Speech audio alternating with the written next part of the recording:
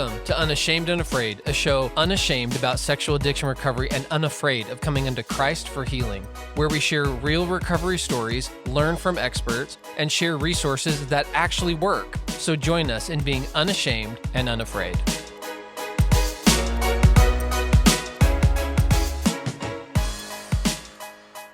So, as a rare for us, we're normally co-hosting. James and I got in a marriage quarrel because Kayla will say we argue like an old married couple sometimes. No, but riding solo on this one, but connecting here with Cameron Staley. So I'm gonna take this shot at it, and then you tell everyone who you are. So if I'm following this map, it's researcher to therapist to author, and kind of all of it put together. I think so. I think that's a pretty good description. I think I had my roots in research and kind of studying problematic pornography viewing, but my ultimate goal was to be a clinician and kind of help people navigate these concerns. And then along the way, I tried to figure out how to put these ideas and experiences in a way that's accessible for people. So yeah, books came down the road, and they're definitely rooted in my research and clinical experience. Right. And so that's what you do, right? So that's what we put in the bio of this podcast or on the resume or, wherever you're speaking. Now tell us who you are. Oh, I love that. I think when I think about the parts of my identity that are most important to me, it's being a father and a husband and a disciple of Jesus Christ and a psychologist. I think those are some of the most important roles I have in my life that feel sacred to me and important to me, and where I spend the most time and focus in these relationships in my family and those I serve in my church community, and then those I get to interact with in the counseling space. That's very cool. All right, so I'm going to keep going because this is fun. So the next place I want to go is, so if I got our mutual friend God on the phone and I was like, God, tell me about Cameron. I've never met him. How would God describe you? Oh, this is my hope, at least, that God would say, Cameron, he's got the best heart and the best intentions, and sometimes he gets a little off track, but I think his heart's in the right spot. But I got to rein him in sometimes. Sometimes I get pretty passionate about social justice issues and people that are marginalized, that are kind of hurt and maybe not seen and don't have a voice. So sometimes I spend a lot of time and energy in those areas. So I hope God would say, I know you, your heart's in the right spot, and nudge me in the path that you want me to go. And if I were to say, God, what's the thing you love about Cameron the most? Whew. These are tough questions. Welcome to Unashamed Unafraid, brother. This is great. Love the most. Man, I would want to say the sweet Lego sets I've got behind me, but there's probably something more important and deep than that. And I think it is the time that I spent to get to know folks that I do really enjoy focusing on developing these relationships and getting to know people's stories and really understanding their perspective. And as I take the time to really get to know people, all those judgments and assumptions kind of melt away. And I feel like I get to see people somewhat how I would imagine a savior views people, or how God might view people, with that love and mercy and perspective. So I hope he would say that that was one of the things that he loves about me. I'm sure that he would. So tell me about the little boy who loves those Legos.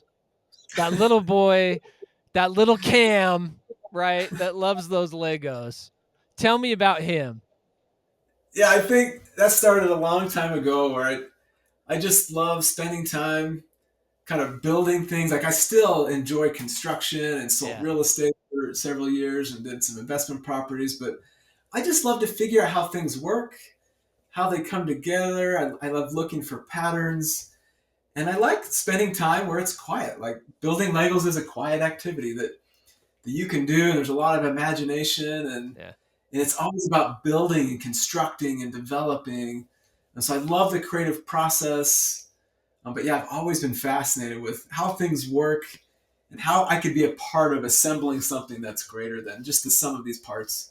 Yeah, I love that. What's the favorite Lego set? Because Legos, there's like genres, right? So are we talking Star Wars stuff? Are we talking the medieval stuff, the space stuff, the cop stuff? Like, what's the Lego? What's the Lego department you're spending your time in? Oh, these questions are down my alley. So for me, medieval is where it's at. I've loved Lego castles, and so I Nice. still have some sets in my case there from 30 plus years ago, and some of the newer big castles that come out, and then the beautiful Lord of the Rings sets with Helm's Deep and Rivendell. Let's go. All Yeah, right. and my kids, they love Star Wars. They got ships hanging from their ceiling. We got the Death Star, which is probably one of the coolest sets that we have. Super cool. Super, super cool. So, one thing I always like to talk to experts that come on the show because you have a public reputation. Like you know the research. You've done a lot. You speak voice into this space. But we always talk about being unashamed on the show. And so, tell us kind of your sexual history. Is this people? You know, is it your sexual history? Any of your personal struggles that gave you passion about this? Was it people around? Like, what was your experience of your sexuality growing up? Assuming, having read the book Between Lines, you grew up in church. I'm assuming. I did, yeah. And so that was sex was talked about. You ran into porn when you were 11 to 14, like the rest of us. You were like, what's been your journey in your sexuality? Yeah, I think mine is a little different. So I didn't really come across pornography as a kid. That wasn't something I Good, really came good for across. you. Yeah, that's a win. By the way, yeah, yeah. I guess I do remember the first computer we had. I might have been 10 or 12, and there was like a Sports Illustrated swimsuit edition, like screensaver that would pop up. Uh-huh. And I remember being fascinated about that. But hey, there's something about this, but maybe I shouldn't be looking at this. But I really enjoy looking at this. And I think that was like the only thing. Hmm. But I never came across anything with more explicit content or scenes of intercourse or anything like that. And like, masturbation really wasn't part of my sexual development or journey either. And so kind of growing up in that religious context, it was kind of taught that, hey, you should avoid pornography and maybe you shouldn't masturbate. And as a kid, I'm like, all right, I guess I'll I. just keep playing with Legos. Mm-hmm. And Mm-hmm. that was kind of my focus. And now as I've done the research and worked with folks, it's like, that's not the typical journey. At Yep. least for the folks that I work with, it feels really different. Yep. And so then I get into graduate school and I wanted to help couples and relationships. I wanted to study more about sexuality and I needed a topic for a thesis study and a Uh-huh. dissertation. Yep. And I really didn't have anything specific because this wasn't really coming from my own kind of Right. journey there. And it was really sitting in church one day and someone was talking about pornography and how destructive it is and how addictive it was. And that's when I first thought, like, it's like, I wonder what the research actually says about porn. Yep. Like, I never looked at that, and I was in graduate school and learning how to be a critical thinker. And it's when I dove into the research, I thought, I really couldn't find any experimental studies demonstrating that porn was an addiction like other substance use. Right. And I Right. thought, this is strange. Like, everybody knows this is an addiction. That's everything I've heard. Yep.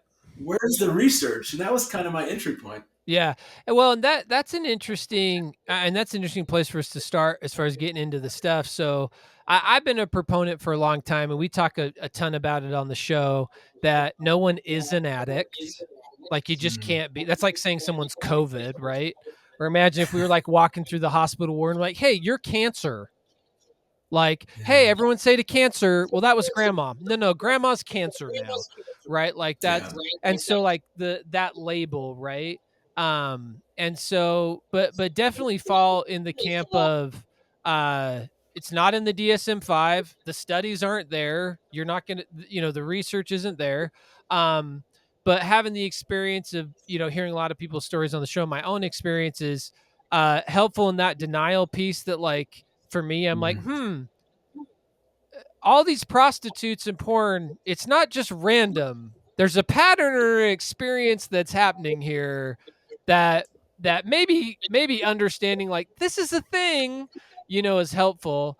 And so there's different people on sides of that narrative, but kind of what's been your experience in your work with people of that labeling of, hey, this is an issue. This is whether we call it sexually compulsive behavior, unwanted behavior, sexual addiction, what people, I mean, we could spend a whole episode just naming all the different things random therapists have Yeah, decided to call it.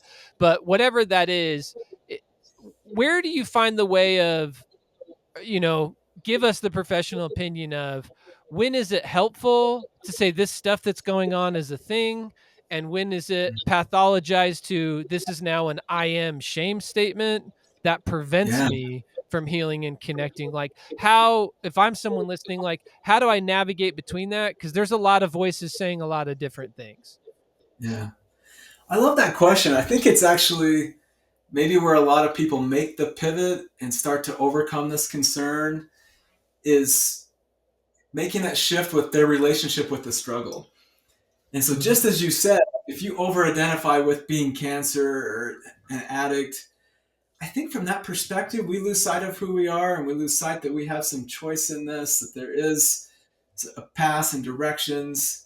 So I think over identifying with any label, if we say, I am depression, or I am bipolar, or I am anxiety, like embodying some of those clinical terms, I think is limiting in a lot of ways. Mm-hmm. But then for some people, like being able to say, like, oh, I think these symptoms that I'm experiencing is depression, or I think what I'm struggling with my sexuality does feel out of control, or I am viewing sexual images and this is inconsistent with my values. So I think being able to put some language around it initially, and sometimes it is calling it an addiction or a compulsion or Sure. out of control. I think initially for some people helps them say, hey, this is a problem. I might need to reach out. I might need to learn about this. I might need to connect with some people. So I think a lot of folks start in that space, and that language might be helpful initially. And then they transition to, hey, I'm more than my struggle. And Yeah. the reason why my behavior bothers me is because I have integrity about my sexuality and relationships, and I want this to be different. And so I think at some point we help people identify that the reason why this bothers you is because there's some good things inside of you, and now we can figure this out. Yeah. So, putting that more on the social justice side, and where you have some of your passions, what is some of your advice of how to talk about this out loud, right? Because I struggle when I talk to, church leaders and different people that are like, "Hey, how do I talk to someone?" And I'm like, there's a real difference between the guy who's still gaslighting everyone, who people are like, this dude's a narcissist. I'm like, no, he's not. He's just traumatized. Don't go, like go and label thing. And you get, because I've had the experience, right? Where like I've sat with the guy that's like, yep, I got caught in the affair. So I called the bishop first so I could control the narrative, gaslight him, gaslight my wife, pin all this stuff down because I'm not coming forward with any of this and no one's going to tell me what to do. Right. And the need of like, no, bud, like I think some accountability and some checkpoints, like we've got some denial that needs to break down. Like, I think you should check in, bro, versus the guy, that you and I have heard the story that they're like, I think I'm a pedophile and I should be thrown in prison. And you're like, really, what happened? And they're like, well, I saw porn once. And I'm like, what do you mean by porn? And they're like, well, I saw women. This is a true story. I saw women who were in bikinis and I was turned on by that, but then I realized they were high school. So clearly I'm a perpetrator. Like, cuz Yep. they were underage girls, so I like lock me up. I'm like, "Whoa, what, so how some advice on like how can we talk about this in our families, in our churches, in public circles, because everyone on that spectrum is in the audience, right? Including the people who Yeah. want to pretend nothing's wrong and everything's fine. I don't know what we're talking about, to people that are stuck in the victimhood of trauma and whatever, that this is the only thing everyone has a problem, blow it up. So knowing that there's all these different camps and voices and people, like, what advice would you give to all of us of talking in the public space about it, where we can Mhm. really actually talk about it, have movement, create community, openness, connection, closeness to God without marginalizing anyone? I think it's a tough question, but I'd love your stab at it.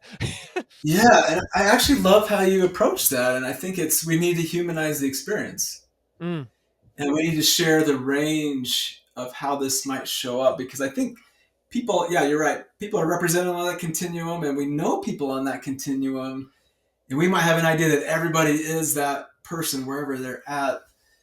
And I think the more we can broaden it and bring a face and a perspective to it, I think the more helpful that it is.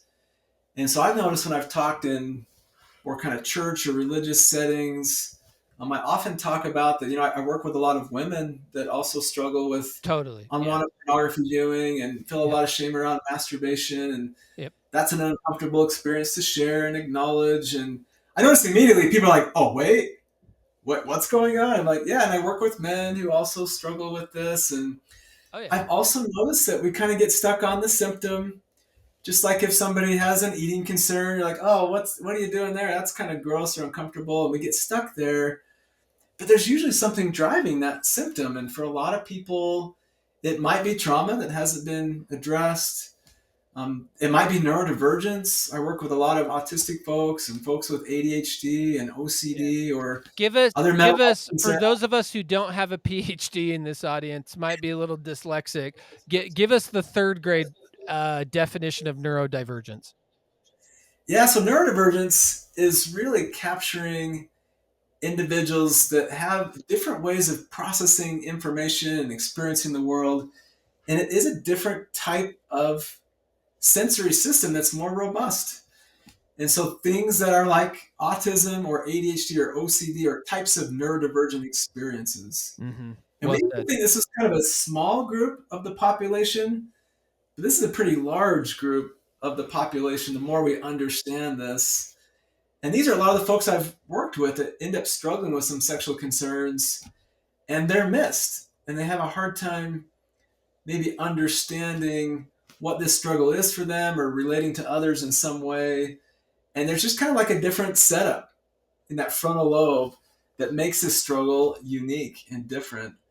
And I found that the more I can talk about the human and how the mind works and the brain works and mental health, and that often I share that a lot of folks I work with, this might be one of the bigger parts of those that struggle with porn, is they often experience a lot of scrupulosity, which is Yeah. like this religious type of OCD or Mm-hmm. unrelenting standards and perfectionism.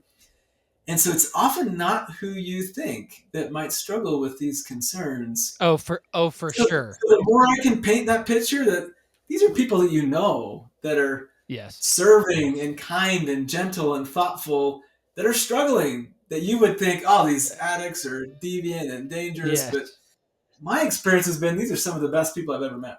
No, 100%. Well, and I've had that experience when people say like, "Well, who comes on the show?" Or when I talk about my professional work being a therapist, like, "Well, what do clients look like?" And I'm like, "Do you want the honest answer?" Yeah, I'm like, "You. You, yeah, That's who they look like. They look like yeah. you. That's who it is." So yeah, no, I think you're 100% right. And so, what would you say as you're doing the research, you're looking at a lot of data points and people, what would you say are some of the like key stumbling blocks that really stop people from getting to a place of feeling they've overcome? Mm. Yeah, I think when I think about the research and my experience working with folks, a lot of it comes down people's around people's comfort with their own emotions. And so we have this research that those that tend to struggle with compulsive behaviors or substance use concerns tend to be less aware of their emotions.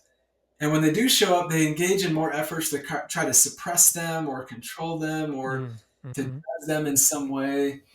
And I've seen that same thing around sexuality, where you might grow up in a family system or a church culture where it's feeling desire or having arousal or noticing people that are attractive is sinful or bad or evil.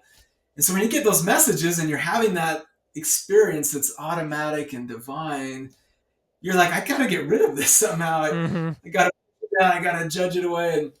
And we've learned that the two things that amplify an internal experience, like a thought, a feeling, a sensation, or an urge, more than anything else, is trying to suppress it and judging it. Mhm. And yet those are the two primary strategies people have, where it's like, I gotta get rid of this. Yeah. And that tends to amplify it. So we found that the more people can get comfortable with having thoughts, having sexual thoughts, having sexual feelings and arousal and desire, and the more space we can create for that, and just being curious about that and describing it without being critical, that really tends to help people then not need to do something impulsive or immediate or engage in something that feels Mhm. out of control, because there's space for it to be there.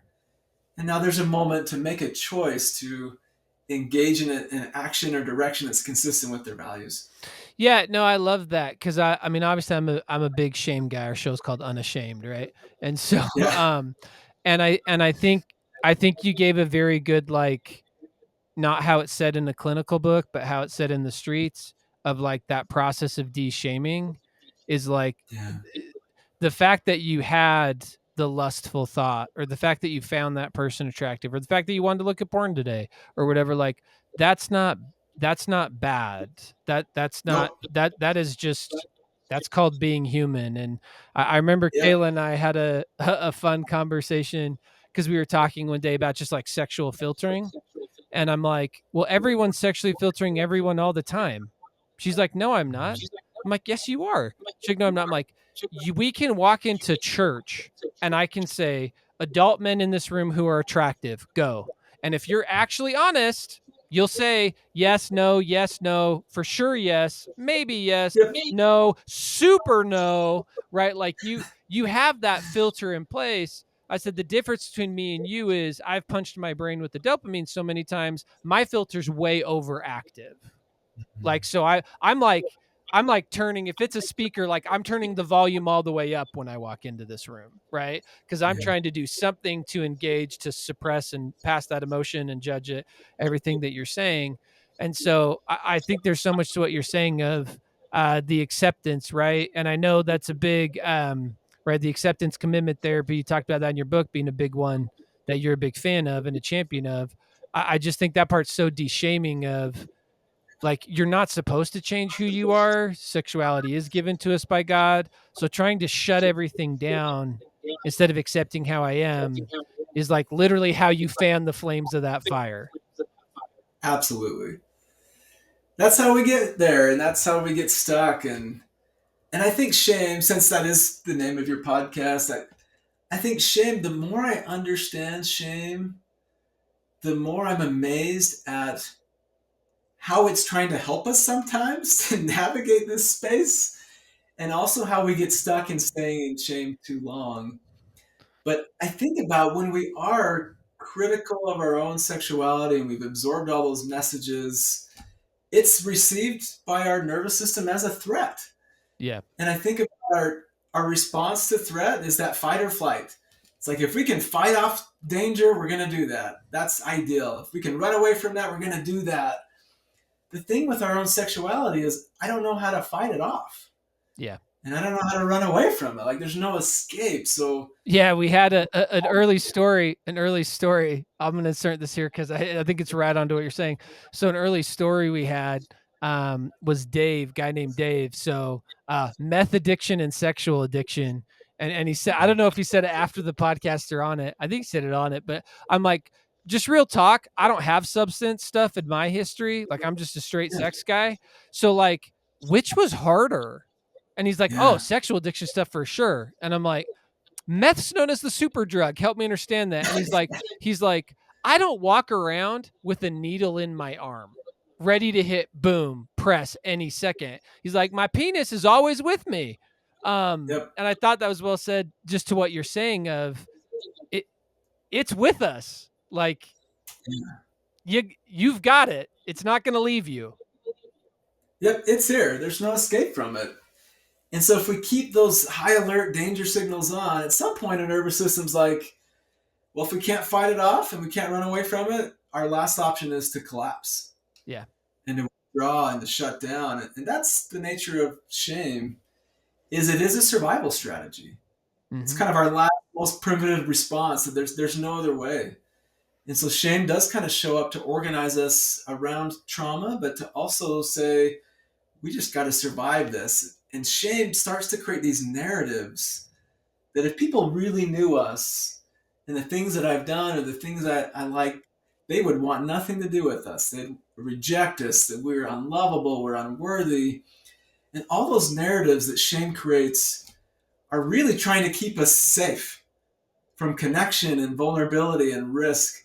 Because shame really isn't interested in your happiness or your well being, it's survival. Mm-hmm. And it's like, if I can have you withdraw from people, I did my job. Like, we lived another day. But we can only live in that space for so long. And so we've learned this in just research just in the last couple of years that folks that have a compulsive sexual behavior, that feelings of shame actually lead to an increase in sexual desire within a couple hours.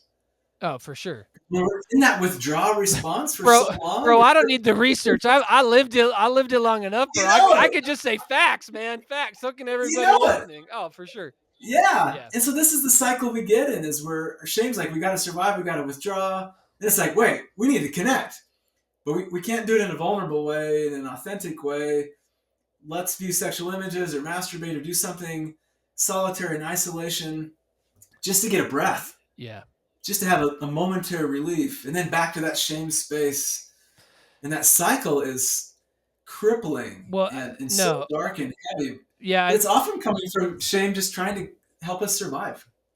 Yeah, and I love how you say that, because to me that's the part that I think people miss is like at least for me, I'll speak for myself, but like the sexually acting out is the solution to get the reprieve from the shame, the Yes. I am bad, the constant. And I love how you kind of laid that. I tell everyone like go read Deb Dana's nervous, Yeah. polyvagal stuff. That's you're kind of It's talking all about that, poly. Yep. but I'm like it's all like talking about that stuff because I think people think fight, flight, or freeze. We hear that culturally and anecdotally, like you're choosing between those three doors, and it's like wrong. That is not how your nervous system works. You are fight or flight till neither of them work.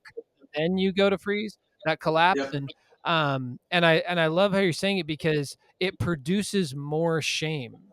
Like I Yeah. then feel like I again go on the ride, which would then make sense if my sexual behavior is how I silence the shame or quiet the shame.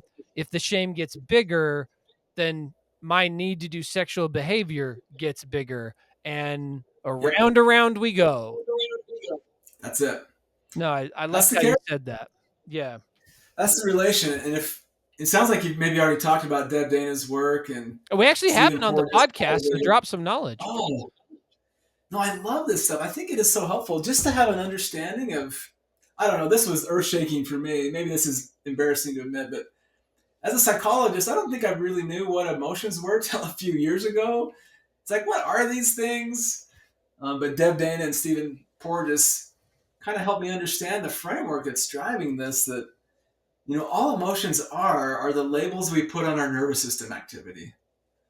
And so emotions show up in particular places in our body. So as we started to talk about shame, I was gravitating towards my gut because that shame Mm-hmm. does show up in that part right below our diaphragm.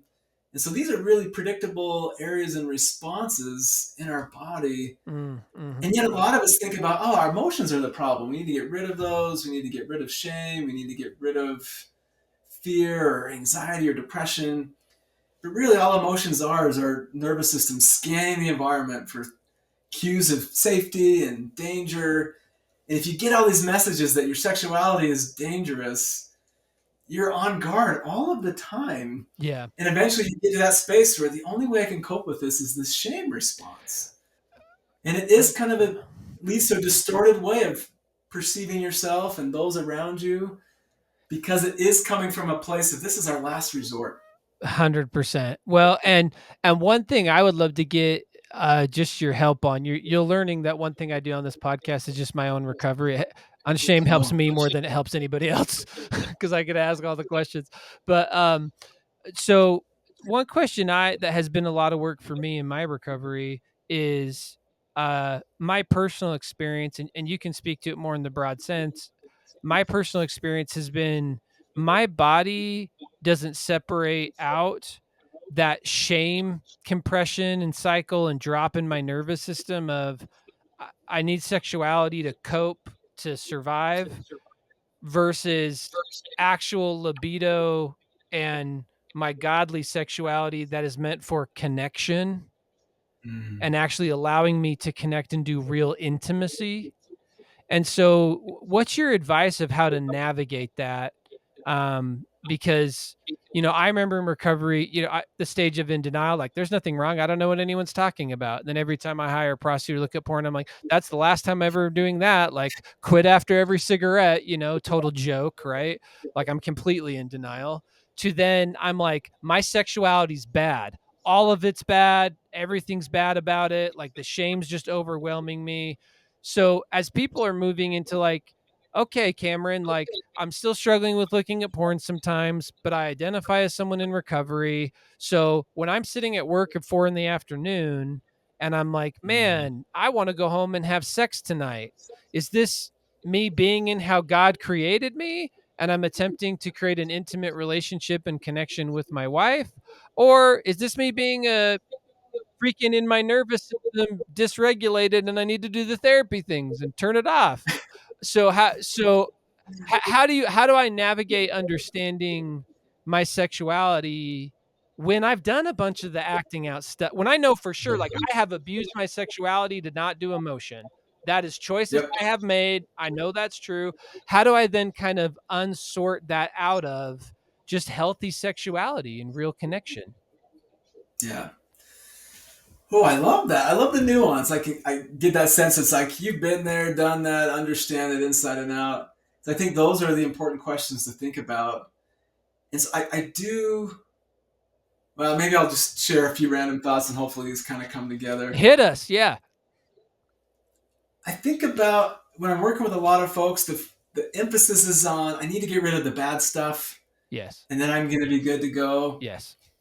And I think about the absence of a problem does not equal health. Right. So just like if I stop eating candy bars, like I'm not an elite athlete. Like it doesn't work that way. Yeah. Well said. And so if you stop viewing porn or stop seeking out prostitutes, it doesn't mean that you have healthy sexuality. So there is a component where we do need to have some values and some beliefs and some ideas and perspective around our sexuality and its goodness and how it can connect and help us relate, that it can be a pleasurable experience, that it can be safe, it can be nurturing, it can be healing. And I think that does take a bit to sort that out. And so some of the principles that have kind of helped me in guiding through that is sometimes when we're using sexuality in a way to cope with shame or to escape emotions, sometimes we don't want to talk about what we're doing. It's like, I'm just going to do it, and it's going to be in private, it's going to be secret. And so one principle is if we can't talk about it, we probably shouldn't do it. And Mm. so if we're able to talk about this with a partner to say, these are the things I'm interested in, and these are the things that are arousing or connecting or playful or enjoyable, or are these some things that we can engage in, or what are your thoughts? For me, being able to talk it out and express it is evidence that we're probably in a higher part of that polyvagal nervous system ladder, that we're in a place that we can connect, Mm. that it Mhm. is safe, that it is Mm. building, it's optimistic. But if we're in that shame place, it's not a very verbal space. It is the I shut love down that. type of a I space. love that because two things I've experienced in my own sexuality is so I have I've done all the things, and one thing I've realized just in my marriage is I feel like when we've had sex from a shame place, because Kayla can say part of her journey, which is a common experience of, well, I just wanted to have sex with him so he didn't go have sex with someone else, or I was Oh trying to yeah, manage or control, and I'm in a shame place of trying to figure out the stuff, and I have had the sex where we don't talk about it. Like we're not talking about it before, during, or after. Like it's yep, not talked about. So sure, technically I'm within my covenant relationship. yeah, There check the box. There's consent. Check the box. Like, but it was not connection. It was yeah, not it was not healthy sexuality. So I just love I'm harping on it because I love how you said that is it's not just, well, if you can't talk about it, if you're going and hiding in the bathroom and looking at porn, come on, guy, like obviously you're not in alignment, but it's even in our sexual relationship with our partner, right? Like if we can't talk about our sex life or talk about what we're doing, we're probably not in that place where we can connect either, right? Yep. Yep. So Yeah. those are some things to kind of track is, am I able to talk about this? Am I able to think through this? Is it playful? And am I open? Am I curious? Am I receptive? Like all those things are evidence that we're in that ventral vagal part of our nervous Yeah. system that is the connection space. Yeah. Shame is more about I got to conserve, we got to speed this up, we Mm. can't talk about it, keep our head down, limit eye contact. It feels really different. Mm. Hmm. No, yeah, that's just ringing true because that's where I think of like the experiences of yeah, let's hurry up and have sex and be done, or from either partner. Or I think you're just saying that in such a good way of like being able to talk about it, not just about my sexually acting out, but I think that is a Yeah. great way to navigate, is this healthy sexuality or not. um Yeah. because I will say that has been my personal experience, and maybe you can speak to this more, is um that's the actual sexuality that's really fulfilling, where the shame sexuality, as we're kind of labeling it here, is really empty. Yeah. Yeah. And I think that's true if we go back to that nervous system, that really the only place that we do feel a sense of restoration and healing and growth is this upper portion where we are able to connect. Yeah. Other places from our sympathetic nervous system, that's fight or flight, or that dorsal part, that's shame, those are depleting. Those take resources and energy. But this upper part, where we are able to be optimistic and present and connected and playful, that's ideal for sexuality and sharing that, because that is actually restorative. And Mm, that's the only mm-hmm. place where we get that restoration. Mm-hmm. Yeah, and I think, yeah, I mean, we could spend so much time on that. One other question I wanted to go is kind of go to those who are betrayed, the partners on the other side who have that relational trauma, and those in support. So, like, if I'm a betrayed partner, if I've had the experience of that, um, what are some of the best things that I can do for my own healing and for the relationship? Yeah. Yeah, I work with a lot of partners and a lot of couples, and I think one thing that stands out is there's often a feeling like my emotions don't matter, or they're wrong, or I need to get rid of them or change them in some way, Mm-hmm. because they know their partner. And often it's like, there's good things about them, and they're loving and caring, but then there's these behaviors and actions that are scary for me and really hurtful, and I don't know how to make sense of them, but I probably shouldn't have those emotions.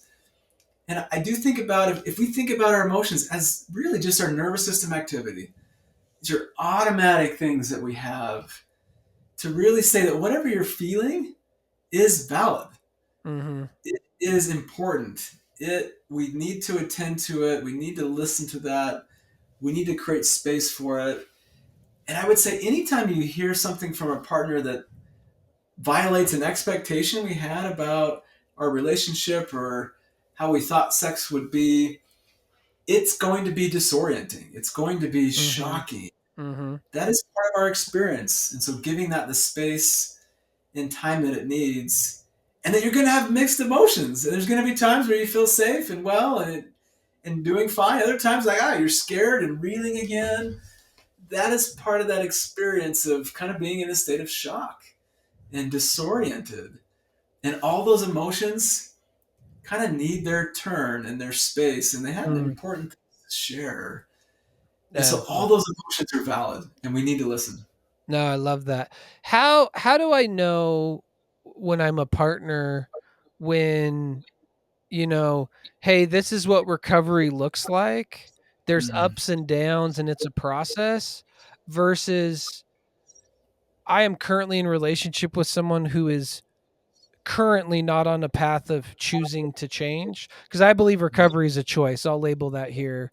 Like, Yeah. if you want to, you will. I'm a trauma and guy. Like, yes, trauma, all the pain, validate that, and I also believe in God and his miracles, so there is a path for it's a choice. At some point in time we go to some choice making.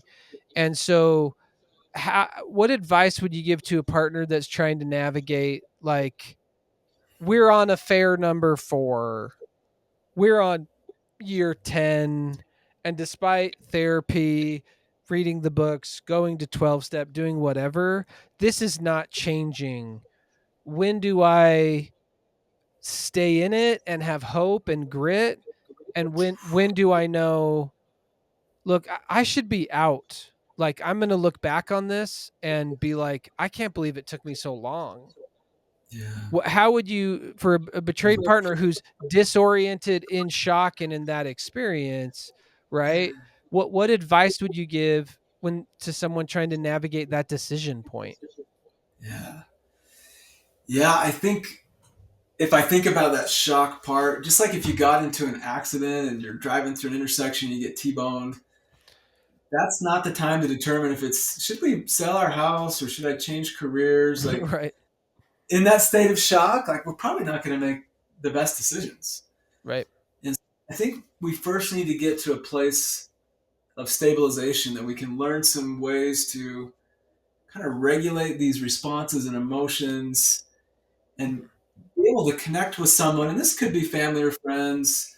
Often it is professional care where they can provide some perspective where, Mm-hmm. hey, you know what? I wasn't in that car when you got hit, Yep. but I see the intersection and I know what these crashes look like. Let me help you understand if that was a fender bender or if your car is totaled. Yeah. Or if that car accidentally ran through that stop sign and they were really apologetic and they're caring for you and trying to repair it, or if they rammed that car into you as hard as they possibly could Yeah. because they wanted to hurt you. Yeah. They timed it. Yeah.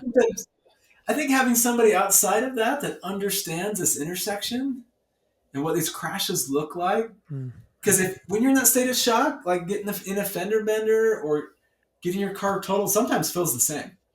Oh, It's like I oh, can't tell how totally. big this is. Yeah, And I think in that state of shock, and we've heard people share their stories, on the show, and different people in that state of shock, you can land either way. Cause I've seen people that are like, oh, in their state of shock, there's like, oh, I'm fine. It's just a fender yeah, bender. And I'm like, wrong. This sucker's totaled. Like, no, you need to see this. And then I've seen the other ones that it's like, not only did they wreck my car, they wrecked my house and my children's cars. And it's like, no, no, they nicked the bumper. And so in that state of shock, that door can swing either way. So I think it's yep, important. We're not labeling anyone saying you're too far this way or too far that way. In that state of shock, you could be too far anyway. absolutely. Yeah. And I think that's what we offer, and what I try to offer is some perspective to say, based on the experience that I've had, like this is maybe kind of where it is, and some things to consider, and maybe how to determine if this is a trustworthy person. And I think there's some principles to think about that. If they're treating you respectfully and they're sincere and they're reliable and making efforts, like if those things aren't present, it's like, gosh, that might not be someone that's made that choice for recovery. And you're right. I've seen people all over the spectrum that Sure. I've Yeah. worked with a lot of women that have just been recently sexually assaulted. Mm-hmm. And they come into my office and I'm like, are you okay to meet with me? Like I'm a male. This might be uncomfortable. And sometimes they're like, oh, it's fine. It's totally fine. I'm Yeah. like, I don't know if your nervous system's tracking this in this moment. Mm-hmm. At some point, you're going to be really uncomfortable with me. Even though I'm a helper and going to be gentle, your nervous system's going to catch up and say, I'm in danger. Yep. And yeah, we just need to be thoughtful and sensitive around that and surround ourselves with people that have some understanding and some experience, that have the best kind of for us in mind, that can give us that perspective, but also give us the tools to get out of those states of shock so that we can maybe come to the side and look at the car and inspect it and be like, oh yeah, that wasn't Nick. Or, oh my gosh, like this is irrecoverable. But I think perspective and Yeah, I stability. love that. Yeah.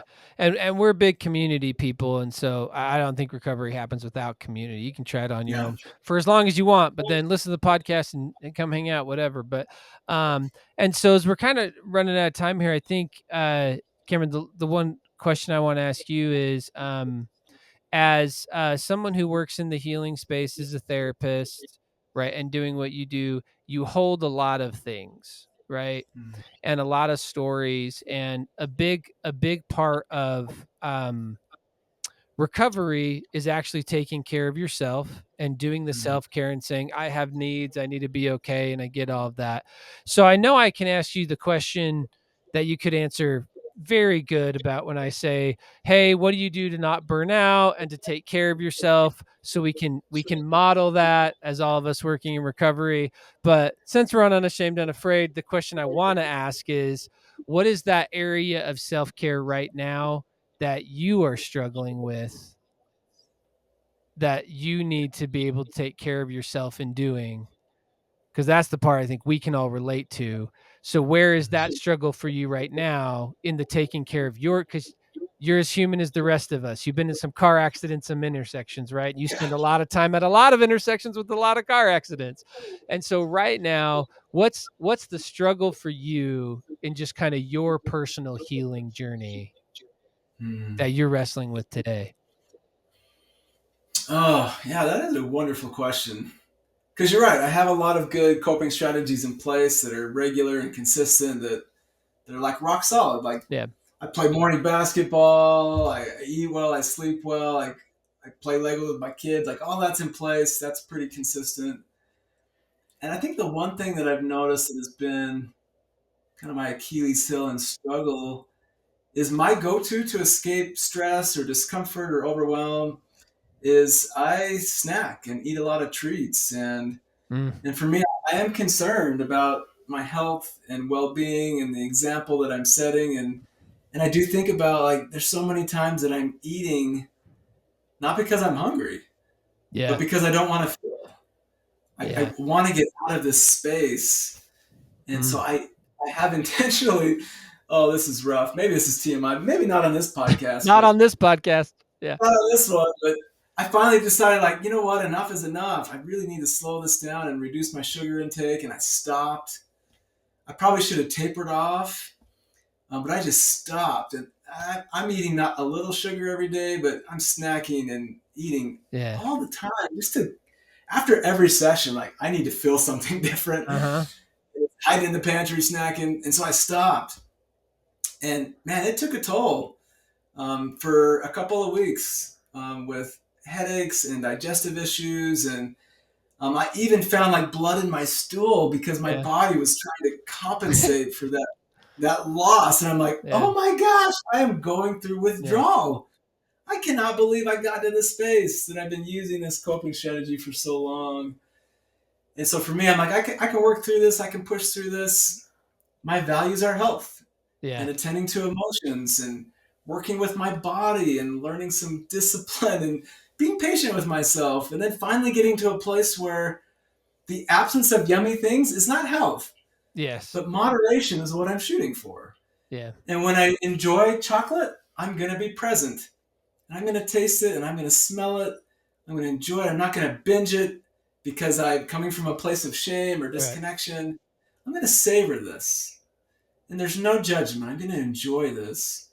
And that's a journey for me that, for some people, that might be like, oh, duh, that's like easy. But for me, it's like, this is the I struggle. I think Kind of a like, lot of people struggle with sugar and weight and health and body shame. So I think you are not alone. That, to be honest, one of my big crosses right now too. Is I'm in that place where in 36, I'm like, this can kind of go one of two ways right now. Like, I'm going to wake up at 45 with a real problem or in a good like place. yep, And so I appreciate the vulnerability and some of your own struggles, your own background around sex, and um just all of the professional knowledge, and doing that. So if people want to find you, what's the best way? If someone's like, I'm on that guy's Kool-Aid, how do they reach out to you and find you? We'll put it in the show notes too, but as people listening, what's the best way for people to contact you?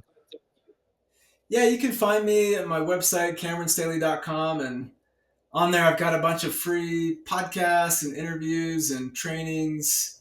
My TED Talks on there. I've got a few online programs I put together based on acceptance commitment therapy for folks that want to get started, that maybe don't want to chat with a professional yet, or there's some financial limitations, where Sure. I basically created 10 sessions with me using ACT that you can direct yourself through, and it's less than the cost of a single therapy session. It's awesome. I found that a lot of people with the right principles and direction can make a lot of progress. And then also, if you do want to work with me, you can request an appointment with me from my website. And as a psychologist, I'm in this interstate compact, so I can work with folks in over 40 different states, which is great. Yep. Also, folks can check out my new book, Confessions of an LDS Sex Researcher, where I do share my kind of research journey, personal experiences of navigating being a psychologist and a researcher and a clinician studying sexuality. And church, right? And throw church in that mix. And as a person of faith, doing all of that and Yep. trying to make all these worlds work that sometimes don't want to play in the same sandbox together. Yep. And so my last question for you before we jump off the show, been great having you, is to ask you this. With all the things, all the knowing, put it all together, final answer, can people actually change? Is there really hope? Yeah. I see it every day. I've seen it multiple times just today. Yeah. And if there wasn't hope, if change wasn't possible, I would have left my career a long time ago. Amen. I'm in the business of change and of hope. And if I didn't believe it, I wouldn't do it. It wouldn't make any sense to me. But I love that journey. And sometimes it feels hopeless. Yeah. And then sometimes out in those moments that the next step or the pivot or the solution is right around the corner, that people are closer than they think they are. And in those moments, with some creativity and curiosity and openness and some stretching and growth, I'm amazed at the things that people can overcome. And what I've learned is it's not like sometimes we think about the bigger the problem or how long the problem has been is going to lead to an even longer recovery and change process. Yeah. That hasn't been my experience. No. Yeah. Sometimes it is like a skill. Yep. It is a different direction. It's learning to be more comfortable with vulnerability. There's these pivots and directions that, for me, that change in the life we want, sometimes it's like that close. Yeah. It's right there. And I've seen it and experienced that. And I want Amen. people to know that when it feels hopeless and impossible, sometimes you're the closest you've ever been. It's just knocking at the door. Love it. Love it. Thank you so much for coming on the show, Cameron. It's been awesome just jamming and having you drop some knowledge. So thanks for being here with us. It's just fun, man. And so, recovery does not have to be a drag and feel terrible or be full of shame. By the way, so a couple homework assignments if you're listening. Number one, go to your parents' basement, go dig out your old Legos. They're still there somewhere. Pull them out and build some Legos. My personal favorite set was the Pod Racers from episode 1. Loved building those. So if anyone has some that you're going to put on eBay, email me first, Steven at Unashamed Unafraid. I would love to get my hand on a set of those. No, you don't get them. I said it first. Don't send them to Cameron. Send them to me. If you send them to Cameron, you're dead to me. No, just kidding. But go play with some Legos, and also know there is hope for recovery wherever you are in this journey. It's completely possible right here from a researcher, expert, author, telling the same thing every story we have on there. So there's completely hope. Follow us at unashamedunafraid.com. If you want to join the movement, help us get the message of hope out there, you can donate to the nonprofit Become an Outsider. Those who are bold, accepted, and unashamed. That's unashamedunafraid.com/donate. And until we can connect again, we invite you to be unashamed.